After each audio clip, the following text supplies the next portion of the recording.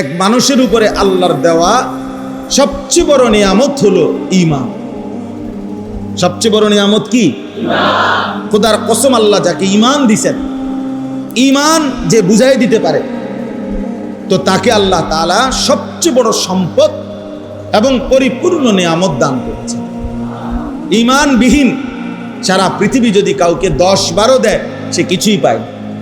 ঈমানের মোকাবেলায় গোটা পৃথিবীর আসমান জমিনের এই পৃথিবীতে যা কিছু আছে তার কোনোটারই কোনো দামও নাই, 2 পয়সার কোনো মূল্য ওজনে নাই।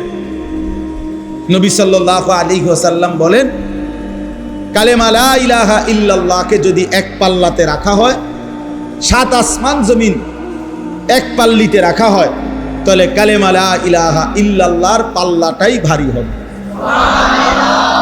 ভারী হবে। তো সেজন্য বললাম, হা হুতাশ না করে, অস্থিরতা প্রকাশ না করে, আল্লাহর ফয়সালাকে মেনে নিয়ে আন্তরিকতার সাথে একদম চুপ থেকে অল্প একটু কথা, আল্লাহর কথা সবাই মিলে মনোযোগ দিয়ে শুনতে চেষ্টা করো। মোবাইলটা নিয়ে যদি ব্যস্ত থাকো ভাই, তাইলে কোনো ফায়দা হবে না।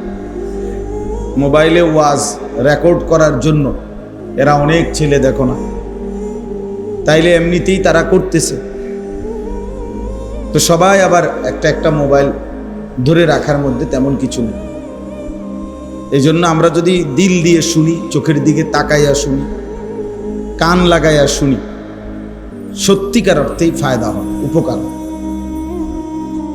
কোরআনুল কারীমের মধ্যে আছে, আল্লাহ তাআলা বলছেন 3টা জিনিস যে একত্র করে, একটা হলো দিল, কলব, অন্তর,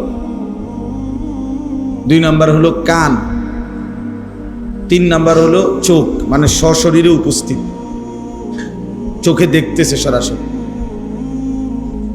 সশরীরে উপস্থিত আছে। এই 3 জিনিস যে একত্র করে আল্লাহর কথা শুনে, আল্লাহ বলে নিশ্চয়ই ওই ব্যক্তির জন্য আমার কোরআনের মধ্যে উপদেশ নসিহত আছেই আছে।